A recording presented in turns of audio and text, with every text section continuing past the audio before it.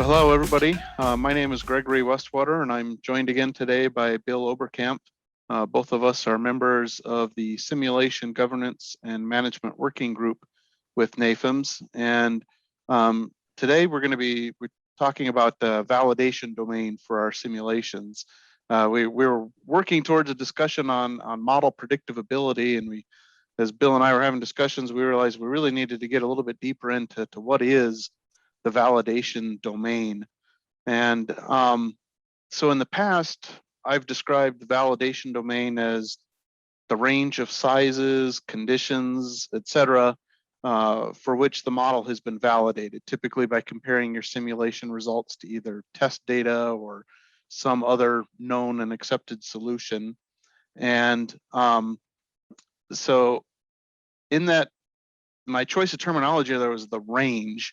And I'm curious if that's a valid description. That would imply that if I've got a simulation and I've validated it at maybe room temperature and 400 and 800 degrees Fahrenheit, that now I've validated for that entire range in between. Is that valid thinking, or is validation more of just those discrete points? Okay. Well, Greg, this is a important conceptual point for people to understand. And I just want to make it clear for those who maybe didn't watch some of the earlier videos that we put together for NAFEMS. When we are talking about validation here, we usually refer to it as computational simulation validation. This is not the systems engineering meaning of validation. That has to do with meeting requirements. That's not what we're talking about here. So what we specifically mean in validation, whether it's a domain or at a point, we mean model, computational model, accuracy assessment. That's all we mean. It is not a statement of good or bad or adequate. It just means it is conditions for which we have assessed the computational simulation accuracy for whatever response quantities we're interested in. So more specifically to your point, we typically have various conditions in which we obtain experimental data, and experimental data can be in a lab, it can be in a complete system and in a fully represented environment. It doesn't make any difference where it is. But when we have these conditions, what we describe it as there's an input space that defines all of the physical characteristics of the system. And then there's the loading conditions, excitation conditions. So there's two big groups of what's called input data to the model. And whenever we do an experiment, that is a point in that space. And this space happens to be a high dimensional space. So when we say we have validated the model, we mean something, doesn't mean it's good or bad. It means we have assessed the accuracy for those conditions that we have experimental data. And your question was, what happens if we have multiple points of data? And that's good. That's typically what we have. And so we can say we have assessed accuracy of the model at all those various points. But what about accuracy in between those points? And that's usually what we mean by inside the validation domain. So that's a good description of what we mean. But the thing that makes it relatively complicated is that this is a space, it's a high dimensional space. It's more than just temperature or pressure, it's material properties, it's geometry characteristics, it's all different kinds of things. In this space, what we mean by the validation domain is we mean we're inside this, the boundary of this space. So I wanted to clarify those things because it's a very precise concept. Okay, yeah. So if I'm understanding it correctly, there, technically the validation is at those discrete points, but we define that validation domain as kind of the cloud of conditions, sizes, whatever it is that's covered by that data set that we have. Exactly right. Okay, and so then again, offline we had some conversations about interpolation, and it's an easy analogy for me to say, oh, this is like having a 2D curve, and I'm doing a curve fit, and I'm interpolating between those data points.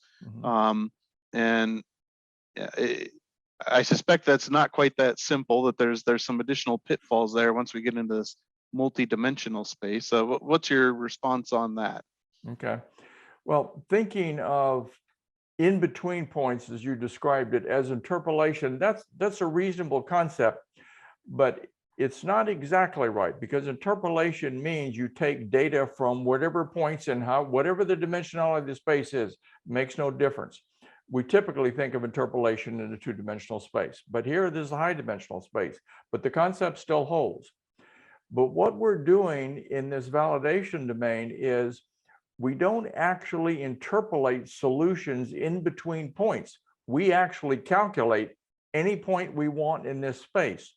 So another way to say it, you can think of it interpolation, but another way to say it is we're using the computational model, and we're usually talking now about physics-based models, and we compute the simulation result given the input at any point in this space that we're interested in.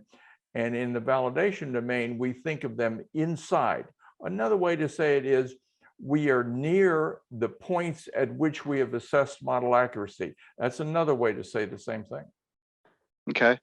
Well, I like that too. I think that helped turn on a kind of a light bulb for me.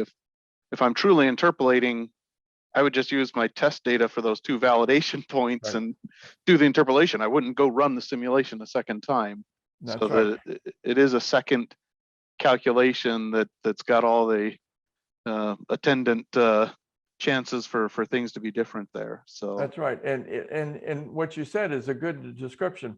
If computational simulation wasn't as powerful as it is today, that's exactly what you would do with experimental data. What is the stress condition in between these two loadings, and you'd interpolate the experimental data. But here we actually recalculate what we want at any condition in this space. Okay, thank you. I appreciate that. So now when we've done our validation, that helps us quantify or give a good idea of what is our level of accuracy, or perhaps what's the uncertainty associated with the solutions that our simulation tools are giving us. So then do we assume that within that validation domain that accuracy is constant, or at least is representative within that domain space that we've defined? You can assume it's constant, but that's not a very good assumption, because let's suppose you have 5 points of these input quantities, either from the system or from the boundary conditions, excitation, and you can assess the accuracy of the model, the computational model, at those 5 conditions. And you will find the accuracy of the model is different at all of those 5 points. You may have 100 points, okay? And you say, why would it be different? And everybody has to remember that when you make a computational model, there are always a set of approximations and assumptions.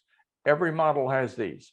For example, you could talk about in solid mechanics, the Euler-Bernoulli beam equation. You could talk about assumption of homogeneous or isotropic. In fluid mechanics, you can talk about laminar or turbulent, or where's their transition. All of these are assumptions or approximations. And as you vary the input conditions, those assumptions are better in some places than others. Like in solid mechanics, is it small deflection theory or small deformation, or is it large? You see, you use different models. So the approximation can be better in one space than another. So that's a better way to think about it, is the accuracy of the model varies over this space. And then as we make predictions within the validation domain, is that where we just need to use the engineering judgment to make sure that we're choosing an appropriately conservative margin then around that uncertainty? Or you could do that, and that's if you are pressed for time, and a lot of times real computational engineers, they're pressed.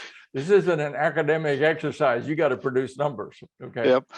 And you could do that. If you wanted to calculate it a little bit better, you could actually construct an interpolation function in this space. If you have the software, you can do it pretty easily. And you can then estimate what the error is in the model at any point in this space. And you'll see it varies over the whole space. So if your boss asks you, what do you think the model, it's called model form uncertainty, or you could call it structural uncertainty. It's due to the assumptions and approximations. You could say this is an estimate of what the model accuracy is over the entire domain where we have data. And then you could say, well, what are you going to do with that number? And you'd say, well, I'm going to use that to increase my margin in the uncertainty in my predictions. And then you could say a prediction at a given point, and it can be in between these points, it has these kinds of uncertainty. It's called model form uncertainty. But you can have many others too, like variability in Young's modulus, or variability in input flow rate, or any kind of loading on the structure, acoustic environment. All of those things are called inputs. Yeah, I like that. And I think that idea of interpolating the accuracy or the error across that validation domain, as you said, that sounds like a very straightforward solution, assuming that you've got a pretty good fit to what that data looks like. Some of my own personal experience, I think a lot of our uncertainty has come from the test side. And so we'll have 8 conditions where our accuracy is within 5%, and then we'll have one condition where we're at 15%. And if we retest that 2 more times, then it cleans it up. But so there's all the same discussions could go on looking at the test side of this as well, I think. Yeah, let's talk about that, because we're concentrating on uncertainties like model form uncertainty and input uncertainty, but there's also experimental uncertainties. Experiments are never perfect, never have been, never will be. And so you have to include in this interpolation of like this model form uncertainty, you should try to take that into account. What is maybe the experimentalist says, my estimated total uncertainty for these measurements, let's say deformation or local strain or local stress, this is my estimate of uncertainty. And you see, that's additional uncertainty, it has nothing to do with the model. It has to do with the experimental data. So don't forget about those too. So yeah, those are the fine points. Get into it. You could say you get less and less certain of your computational result, and that's a good thing. Yep. No, I mirrored my own career path. Straight out of college, I was really confident, and 10 years in, I was like, man, there's so much stuff I don't know yet. Yeah, when you get my age, Greg, you're not certain about anything. So one final question here, and this kind of foreshadows maybe a little bit next time. So we've been talking about today about within the validation domain. And next time we want to talk about what happens when you get outside of the validation domain. But is there a valid concept to say I'm close enough to the validation domain? How do we evaluate or judge that? And that's a very important practical question. In the next video, we talk about extrapolation, or it's usually referred to as predictive capability, far from where you have data. If you were very near any one of these points where you have experimental data, it could be either laboratory data, it may not be at the full conditions you want, it doesn't have the proper temperature or the loading, or there are differences in the structure, it's only a piece of the structure, all those kinds of things. But even if you're outside this validation domain and you're still, quote, relatively close, but you ask yourself, what does close mean? This is a multidimensional space. You could say you're pretty confident that the error that you've estimated, both computational and experimental, and you're even outside this validation domain, it's a reasonable estimation of the error or the uncertainty that you like. But once you get very far away from where you have data, that gets into our next video on larger extrapolations where you don't have data. And just as a prequel of this, we actually do that much more often than we ever think we do. And so we'll talk about that next. Yeah. Well, thank you. I appreciate your time today, Bill, and we'll wrap that up for now, but we look forward to next time. Okay. Thank you, Greg.